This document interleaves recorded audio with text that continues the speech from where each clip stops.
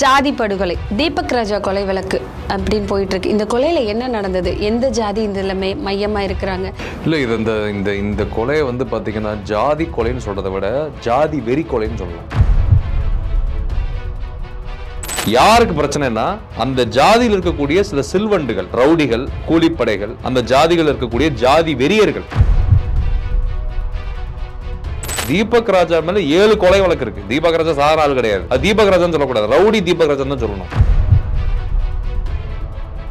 இல்ல, அதிகமா ஏன் தென் மாவட்டங்கள்ல இது நடக்குது? நீங்க அருமையான ஒரு கேள்வி கேட்டீங்க. ஏன்னா தென் மாவட்டத்துல வந்து பாத்தீங்கன்னா சாதிய வெறி ரொம்ப அதிகமா இருக்கு. நீங்க ஒரு அட்வொகேட், இப்போ இந்த மாதிரி நடக்கிற விஷயங்கள் எல்லாம் தடுக்கணும்னா சட்டப்படி என்ன பண்ணணும்? சட்டப்படி வந்து என்னன்னா நம்ம ஆணவ படுகொலைக்கு முதல் சட்டம் கொண்டு வரணும்.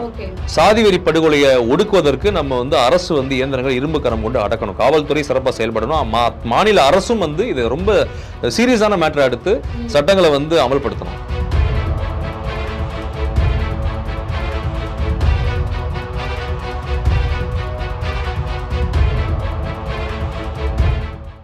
வணக்கம் காஸ்ட்ரோ. வணக்கம் மேடம். இப்போ ரீசெண்ட் டைம்ல ஒரு வாரமா தொடர்ந்து ஒரு செய்தி வந்து எல்லா இடங்கள்லயுமே வந்து ரொம்ப பரபரப்பா பேசப்பட்டுட்டு இருக்கு. ஜாதி படுகொலை, தீபக் ராஜா கொலை வழக்கு அப்படின்னு போயிட்டு இருக்கு. இந்த கொலையில என்ன நடந்தது, எந்த ஜாதி இதுல மையமா இருக்கிறாங்க? இவ்வளோ டெக்னாலஜி வளர்ந்ததுக்கு அப்புறமா இப்போ இளைஞர்கள் நிறைய படிக்க ஆரம்பிச்சிட்டாங்க, நிறைய வேலைகளில் வந்து டாப் போஸ்ட்ல நிற்கிறாங்க. ஆனாலும் இந்த காலகட்டத்திலையும் நிறைய இடங்கள்ல ஜாதி படுகொலை நடந்துட்டு இருக்கு. அந்த படுகொலைக்கான கதை பார்த்தா வேற மாதிரி போயிட்டு இருக்கு. இவர் வந்துட்டு முன்னாடி இது பண்ணியிருந்தாரு, ஒரு ஆத்தங்கரையில் போய் நாங்கள் ஒரு வாய்க்காலில் போய் நாங்கள் குளிக்க போயிருந்தோம், குளிக்க போன இடத்துல தகராறு வந்ததுனால 2 ஜாதிகளுக்கு இடையே ஒரு போட்டி வந்து கொலை நடந்திருக்கு அப்படின்னு சொல்லிட்டு பேசப்படுது.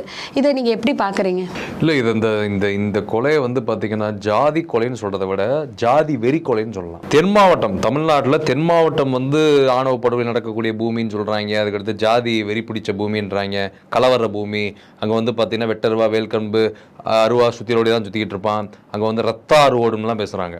அது உண்மை கிடையாது. முதல் ஜாதிகளுக்குள்ள பிரச்சனையே கிடையாது. தேவேந்திரகுல வெள்ளாளர் சமுதாயமா இருக்கட்டும், முக்குளத்தோர் சமுதாயம், மறவர் சமுதாயம், கல்லர் அகமுடையார் சமுதாயமா இருக்கட்டும், அதுக்கடுத்து நாடார் சமுதாயம் தான் பெரும்பான்மையா இருக்கு தென் மாவட்டத்துல. எல்லா சமுதாயமும் ஒற்றுமையா தான் இருக்குது. ஜாதிகளுக்குள்ள இங்க பிரச்சனையே கிடையாது. இதை தயவுசெய்து எல்லாரும் புரிஞ்சுக்கணும், மக்கள் புரிஞ்சுக்கணும், இளைஞர்கள் புரிஞ்சுக்கணும்.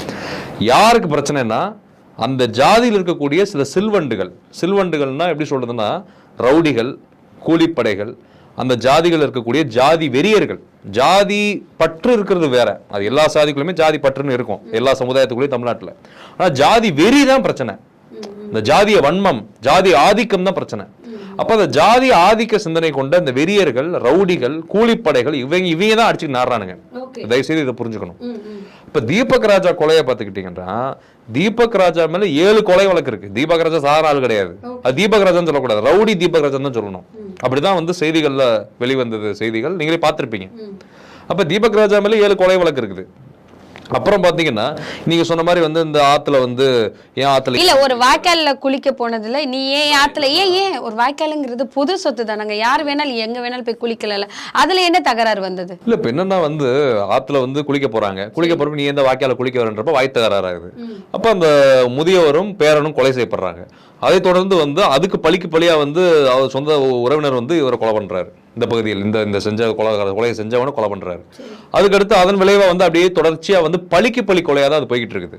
அதன் விளைவா வந்து இப்ப தீபக் ராஜா கொலை செய்யப்பட்டது அந்த 7 பேர் முன்னாடியே கொலை செய்த அவர்களோட உறவினர்கள் கொலை செய்தார்களா, இல்ல தொழில் பிரச்சனையா, இல்ல வேற எதுவும் போட்டியா, ஆதிக்க பிரச்சனையா, நான் பெரிய ரவுடியா நீ பெரிய ரவுடியான்ற பிரச்சனையா என்ன, இல்லைன்னா வந்து இந்த கொலை நிமித்தமா வந்து இதன் விளைவா ஏற்பட்ட ஒரு படுகொலையானது இன்னும் வந்து பல்வேறு கோணங்கள்ல வந்து காவல்துறை வந்து விசாரணை நடந்துட்டு இருக்குது.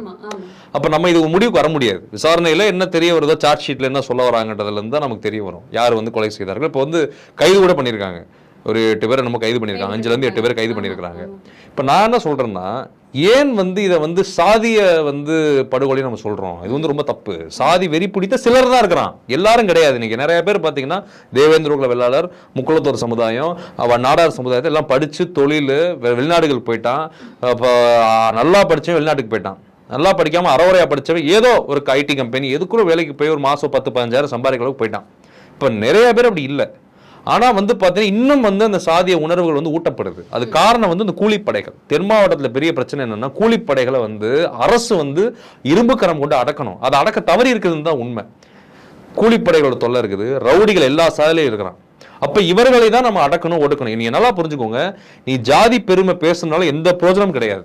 ஓப்பனாவே நான் சொல்றேன், கல்விதான் உன் அடையாளம், ஜாதி உன் அடையாளமே கிடையாது. நீ நல்லா பாத்தீங்கன்னா யுவராஜ் கவுண்டர் நிலைமை என்னாச்சு? கோகுல்ராஜ் படுகொலையில வசமா மாட்டினான். இன்டர்வியூ, புதிய தலைமுறை இன்டர்வியூல பிறல் சாட்சி, அந்த மேட்டர் உங்களுக்கு தெரியும். பாப்பாமா வந்து அந்த கேஸ் ஆர்கியூ பண்ணாரு. அந்த மேட்டர் என்னாச்சு?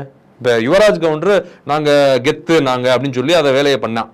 அந்த படுகொலை அந்த ஆணவ படுகொலை தான் அது. அந்த மேட்டர்ல இது வந்து ஜாதி வெறி படுகொலை, அது ஆணவ படுகொலை. என்ன ஆச்சு கடைசியில? இப்ப வாழ்நாள் சிறை பட்டு உள்ள கிடக்குற, வாழ்க்கையே போச்சு உனக்கு. நீ வந்து கொலை செய்த, ஜாதி வெறி பிடித்து நீ வந்து ஜாதி வெறி பிடிச்சு நீ இளம் வயதுல 25 வயசுல நீ கொலை பண்ணுவ, வெட்டுவ குத்துவ எல்லாம் பண்ணுவ, ஆணவ படுகொலை எல்லாம் பண்ண முடியும் உன்னால இளம் வயதுல.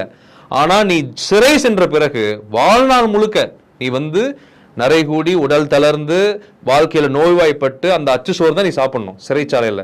ஏன்னா உன் உடல் நலம் போய் ஆண்மை போய் உன் மனைவி திருமணம் பண்ணியிருந்தா மனைவி வேற யாரோட போயிடும். ஆமா, கணவன் சிறைக்கு போயிட்டா மனைவி என்ன பண்ணும்? வேற துணை தேடி போயிடும். இப்போ பிள்ளைகள் வாழ்க்கை நாசமாயி, உன் குடும்பம் நாசமாயி, அப்பா சத்தத்துக்கு போக முடியாது, அம்மா சத்தத்துக்கு போக முடியாது, குடும்ப நிகழ்ச்சிகள் எதுக்கும் போக முடியாது, வாழ்க்கையில முன்னேற்றமே இருக்காது, வாழ்க்கையே தரிசா போயிடும், உனக்கு நாசமா போயிடும். இதான் நடக்கும். நீங்க சிறைச்சாலைக்கு நீங்க ஆயுள் தண்டனை கைதியா, நீங்க 15 ஆண்டா இருக்கட்டும், ஆயுள் தண்டனை கைதியா நீங்க உள்ள போயிட்டீங்கன்னா, பாளையங்கோட்டை சிறைச்சாலை போய் பாருங்க, எல்லாம் ஜாதி வெறும் வெளியே பேசுவான். உள்ளுக்குள்ள பார்த்தா எல்லா செல்லுலையும் பார்த்தீங்கன்னா எல்லாரும் ஒன்னாதான் உட்காந்துருப்பான். நாடாரும் ஒன்னாதான் இருப்பான், கோனாரும் ஒன்னாதான் இருப்பான், தேவரும் ஒன்னாதான் இருப்பான், தேவேந்திர குல வேளாளரும் ஒன்னாதான் இருப்பான். அப்ப அங்க வந்து உனக்கு ஜாதி வெறி வராது. வெளியே இருக்கிறப்ப மட்டும் நான் அந்த சாதி இந்த சாதி நான் பெரிய இது பிடிங்கின்னு பேசுவான். இப்ப நான் என்ன சொல்றேன்னா, சாதி வெறி உன்னை அழிச்சிரும். இதான் நடக்கும், வாழ்க்கையே நாசமாயிரும். நீ கொலை என்பது எவ்வளவு மோசமான ஒரு பாவச் செயல். அது ஒரு மனிதனோட உயிரை எடுப்பதற்கு யாருக்கு உரிமை இருக்கு? அப்ப இந்த தவறுகளை செய்பவர்கள் மிக மோசமான விளைவை சந்திப்பார்கள். அப்ப நான் என்ன சொல்றேன்னா, இமானுவேல் சேகரன் தேவேந்திர குல வேளாளர் சமுதாயத்தை சேர்ந்தவர், பசுமன் முத்துராமலிங்க தேவர் முக்குளத்தோர் சமுதாயத்தை சேர்ந்தவர், நாடார் சமுதாயத்தை சேர்ந்தவர் காமராஜர். இவங்க எதுவும் சொல்லி கொடுத்தாங்களா? நீ படிக்கணும், நீ கல்வியால் முன்னேறணும், நீ சாதி வெறியிலிருந்து வெளியே வரணும், நீ வந்து வாழ்க்கையில் முன்னேறி சமுதாயத்துக்கு ஒரு பயனுள்ள அர்த்தமுள்ள வாழ்க்கையை வாழணும் தான் அவங்க வாழ்ந்து காமிச்சிட்டு போனாங்க. ஆனா இன்று தென் மாவட்டங்கள்ல இந்த கூலிப்படைகளாலையும் இந்த ரவுடிகளாலையும் இந்த வந்து இந்த ஒவ்வொரு சமுதாயத்தில் இருக்கக்கூடிய ஜாதி வெறியர்களால தான் அங்க பிரச்சனை நடந்துட்டு இருக்குது. இது தென் மாவட்டத்துல ரொம்ப கண்காணிக்கணும். நீங்க இல்ல அதிகமா ஏன் தென் மாவட்டங்கள்ல இது நடக்குது? ஏன்னா அங்க வந்து பாத்தீங்கன்னா அந்த ஆதிக்க சாதிகள் அங்க ஒரு பெரும் பகுதி அங்க இருக்குல்ல. இப்ப வந்து என்னன்னா, சரி இப்ப கெத்தா வந்துட்டு அவனை கொலை பண்ணிட்டேன், அவனை கொலை பண்ணிட்டான் அப்படின்னு லைஃபே போச்சுல சார்? ஆமா கண்டிப்பா லைஃப் போதான் மேடம். சரி இப்ப என்னன்னா, ஏன் தென் மாவட்டம் நீங்க அது மேல நீங்க ஒரு அட்வொகேட், இப்ப இந்த மாதிரி நடக்கிற விஷயங்கள் எல்லாம் தடுக்கணும்னா சட்டப்படி என்ன பண்ணணும்? சட்டப்படி வந்து என்னன்னா வந்து நம்ம ஆணவ படுகொலைக்கு முதல் சட்டம் கொண்டு வரணும். சாதி வெறி படுகொலையை ஒடுக்குவதற்கு நம்ம வந்து அரசு வந்து இயந்திரங்கள் இரும்பு கரம் கொண்டு அடக்கணும். காவல்துறை சிறப்பாக செயல்படணும். மாநில அரசும் வந்து இது ரொம்ப சீரியஸான மேட்டரை எடுத்து சட்டங்களை வந்து அமல்படுத்தணும். இதுதான் ரொம்ப முக்கியமான விஷயம். நான் என்ன சொல்ல வரேன் மேடம், நீங்க அருமையான ஒரு கேள்வி கேட்டீங்க. ஏன் தென் மாவட்டத்தில் மட்டும் நடக்குதுன்னு நீங்க கேட்டீங்க. ஏன்னா தென் மாவட்டத்தில் வந்து பாத்தீங்கன்னா சாதிய வெறி ரொம்ப அதிகமா இருக்குது. இப்ப வட மாவட்டத்தில் பாத்தீங்கன்னா இப்ப வன்னியருக்கும் பறையர் சமுதாயத்துக்கும் பிரச்சனை வருது. நான் இல்லைன்னு சொல்லல, இங்கேயும் பிரச்சனைகள் இருக்குது. இப்ப நான் என்ன கேட்கறேன்னா, தென் மாவட்டங்கள் வந்து பாத்தீங்கன்னா என்னன்னா முக்குளத்தோர் சமுதாயம், தேவேந்திர குல வேளாளர் சமுதாயம், அதுக்கடுத்து வந்து பாத்தீங்கன்னா நாடார் சமுதாயம். இப்ப என்னன்னா வந்து மோஸ்ட்லி இந்த பிரச்சனை எப்படி வருதுன்னா, பொருளாதார பிரச்சனையா இருக்குது, நட்பு பிரச்சனையா இருக்குது. இப்ப பொம்பளைக்கெல்லாம் வேற பிரச்சனை பண்றாங்க, அதுக்கெல்லாம் கவரம் பண்றாங்க, அதுக்கெல்லாம் கொலை வெட்டு குத்து நாரிக்கிட்டு இருக்குது. அதெல்லாம் ரொம்ப கேவலமானது அதெல்லாம் சமூகத்துல. அதுக்கடுத்து வந்து பாத்தீங்கன்னா தொழில் பிரச்சனை, பணப்பிரச்சனை, ஆதிக்க பிரச்சனை, நான் பெரிய ரவுடியா நீ பெரிய ரவுடியா. இப்ப இந்த மாதிரி சாதாரண பேசி தீர்க்க வேண்டிய விஷயத்துக்கு கூட இவனுங்க வெட்டுறது குத்துறதுன்னு இறங்கிறானுங்க. இப்ப மதுரையெல்லாம் பாத்தீங்கன்னா டெய்லி மர்டர். மதுரையில பாத்தீங்கன்னா நம்ம மதுரையில் இருக்கக்கூடிய உங்களுக்கு நல்லா தெரியும் தத்தனேரி, மதுரையில் இருக்கக்கூடிய முக்கியமான என்ன சொல்றது பகுதிகளில் ஃபுல்லா பாத்தீங்கன்னா செல்லூர் கம்மா பக்கம்லாம் பாத்தீங்கன்னா டெய்லி மர்டர். செய்திகள் கேட்கறப்ப வேதனையா இருக்கு. என்னடா டெய்லி மர்டர், டெய்லி குத்துனா அவன் வெட்டினா இவன் குத்துனா இவன் ஓடுனா தப்பிச்சான் கம்மாக்குள்ள விழுந்தா, இது என்ன பொழப்புது? அப்ப என்னன்னா இந்த ஆதிக்க சாதியில் இருக்கக்கூடிய ஆதிக்க சாதி தான் நம்ம இல்லைன்னு சொல்ல, முக்கியத்தோட ஆதிக்க சாதி தான் நம்ம இல்லைன்னு சொல்ல முடியாது. இப்ப என்னன்னா வந்து இந்த சாதி அந்த வன்மங்களை வந்து நம்ம தளர்த்தணும் முதல்ல. இப்போ தீபக் ராஜா கொலையில வந்துட்டு எந்த ஜாதிகளை மெயினா சொல்றாங்க? இந்த ஜாதிக்கு தானே எந்த ஜாதியை சொல்றாங்க? தேவேந்திர குல வேளாளர் தீபக் ராஜா என்ன, அதுக்கு வந்து கொலை செய்தவர்கள் முக்குளத்தோர்ன்ற மாதிரி தான் இப்ப நரேட்டிவ் கொண்டு போயிட்டு இருக்காங்க. என்ன அதுதான் நடந்திருக்குது. இப்ப நான் என்ன சொல்றேன்னா, இது தீபக் ராஜா கொலை பண்ணிருக்காங்க நிறைய பேரை, அதெல்லாம் மறுக்க முடியுமா? எல்லா சாதியிலையும் கெட்டவன் இருக்கிறாங்க, அதை நல்லா புரிஞ்சுக்கணும். எல்லா சாதிக்குள்ளேயும் கெட்டவன் இருக்கிறான், எல்லா சாதிக்குள்ளேயும் அயோக்கியம் இருக்கிறான், அதே எல்லா சாதிக்குள்ளும் நல்லவனும் இருக்கிறான், அதை புரிஞ்சுக்கணும். கத்தி வந்து எவன் வேணாலும் எடுக்கலாம். வீரம் என்பவன் வந்து பாத்தீங்கன்னா கோழையே வீரனா மாறுவான். சூழ்நிலை தான் மாத்தும். இதுக்கு அரசாங்கம் என்ன மாதிரியான தண்டனை கொடுக்கணும்னு நீங்க நினைக்கிறீங்க? இந்த விஷயம் வந்துட்டு இது தொடரக்கூடாது. இதுக்கப்புறம் வந்து ஆணவ கொலை, ஜாதிய கொலை, வேற வேற கேஸ்ட்ல லவ் பண்ணிட்டாங்கன்னு சொல்லிட்டு அதுக்கு கொலை, இந்த மாதிரி வந்து இதுக்கப்புறம் தொடரக்கூடாது. கொலை அப்படிங்கிற ஒரு விஷயம் தொடரக்கூடாது. இதுக்கு வந்து அரசாங்கம் என்ன மாதிரியான நடவடிக்கை? இந்த வழக்குல பாத்தீங்கன்னா கண்டிப்பா ஆயுள் தண்டனை கிடைக்கும். ஆனா நான் என்ன சொல்வேன்னா, சட்டங்கள் கடுமையானதால் குற்றங்கள் குறையும். தூக்கு தண்டனையே கொடுக்கணும். இந்த மாதிரி நபர்களுக்கு தூக்கு தண்டனை கொடுக்கணும். வாழ்நாள் முழுக்க சிறை வைக்கணும். அப்பதான் பயப்படுவான். நீங்க நல்லா பாத்தீங்கன்னா இப்போ வந்து சார்ஜ் ஷீட் ஃபைல் பண்ணாலும் பெயில், சார்ஜ் ஷீட் ஃபைல் பண்ணலாம் மண்டேட்டரி பெயில். அப்ப என்ன ஆயிருதுன்னா, இவன் என்ன ஆயிருது, என்னடா கொலை பண்ணா என்ன ஒரு 30 நாள் ஜெயிலில் வைப்பாங்க, இல்லை ஒரு மேக்சிமம் போனா ஒரு 6 மாசம் வைப்பாங்களா, அடுத்து வெளியே வர போறோம், அடுத்த கொலையை பண்ணுவோம், நம்ம தான் என்ன வேணாலும் செய்யலாம் நம்ம அப்படின்ற எண்ணம் வருது. அப்ப என்ன சட்டங்களே நிறைய மாற்றங்கள் தேவைப்படுது. இப்ப என்ன ஆயிடுச்சுன்னா இவனுக்கு வந்து என்னன்னா அதான் குளிர்விட்டு போகுது. நம்ம என்ன கொலை செஞ்சாலும் எவன் நம்மளை தட்டு கேட்க முடியாது. இல்ல ஒரு 2 மாதங்களுக்கு ஒரு தடவையா ஒரு கிட்டத்தட்ட ஒரு 3 மாசம் ஸ்பேஸ் வருது. நாங்குநேரி, திருநெல்வேலி, மதுரை கொலை, ஜாதிய கொலை, ஆணவ கொலை, மாணவர்கள் வெட்டி கொண்டுக்கிட்டாங்க, இந்த மாதிரி குளிக்க போன கம்மா மீன் வாய்க்கால் தகராறுல கொலை நடந்துருச்சு. இந்த மாதிரி அந்த சைடு தான் அதிகமா இந்த கொலை அந்த கொலை. அப்ப இல்ல மேடம், இன்னொரு விஷயம் மேடம், அங்க ஒரு நரேட்டிவ் செட் பண்ணி வச்சிருக்காங்க. பசும்பொன் முத்துராமலிங்க தேவர் தான் இமானுவேல் சேகரனை கொலை பண்ணாருன்னு ஒரு நரேட்டிவ் செட் பண்ணிருக்காங்க. அது தப்பு, அது நடக்கவே இல்லை. அப்படி ஐயா வந்து பாத்தீங்கன்னா ஆல்ரெடி நிறைய நேர்கள் நான் சொல்லியிருக்கிறேன்.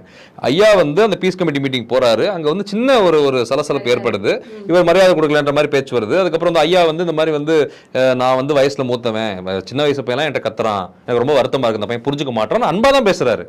அவர் போயிட்டாரு, இவங்க வந்து கோவப்பட்டு சுத்தி இருக்கிறவங்க போய் ஐயாவே நீ அவமரியாதை பண்ணுவேன், எழுத்து பேசுவேன்னு சொல்லி கோவம் பண்ணிட்டாங்க. இமானுவேல் சேகரன் ஐயா பண்ணல, அவர் வள்ளலாறு ஆன்மீகத்தை போதிச்சு அவர் வந்து பண்ணல. அப்ப அதை வச்சே ஒரு நரேட்டிவ் செட் பண்ணி வச்சிருக்காங்க. தேவருக்கும் தேவேந்தருக்கும் என்றும் சண்டை. அது உண்மை கிடையாது. நிறைய தேவேந்திர குல வேளாளர் சமுதாயமும் தேவர் சமுதாயமும் முக்குளத்தோர் தென் தமிழ்நாட்டுல ரொம்ப ஒற்றுமையா இருக்கிறாங்க.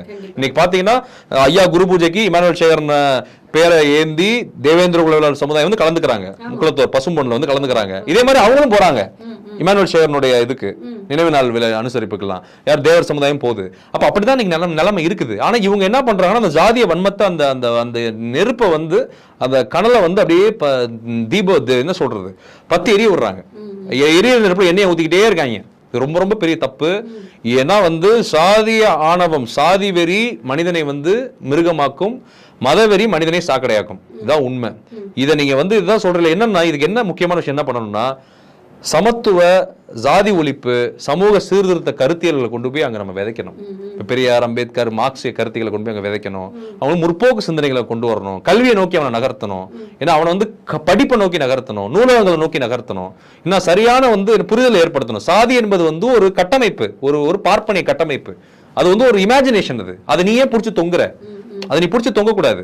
நீ வந்து சாதி என்பது ஒரு கற்பனை, அதை ஏன் நீ பிடிச்சி தொங்குற? எல்லா மனுஷனும் சமம் தான். எல்லா மனுஷனுக்குள்ளேயும் ஜாதி இன வேறுபாடுகளை வைக்காத, பொருளாதார வேறுபாடுகள் வைக்காத, எல்லா மனிதனும் சமம் தான். நமக்கு கல்விதான் நம்ம அடையாளம்ன்றதை நம்ம வந்து தூக்கி பிடிக்கணும். இதை தமிழக அரசு செய்தால் ஒழிய ஜாதி ஒழியாது, மதவெறி ஒழியாது. இதுதான் என்னுடைய. கண்டிப்பா இது போல நிறைய விஷயங்களை தொடர்ந்து பேசலாம். நன்றி. நன்றி.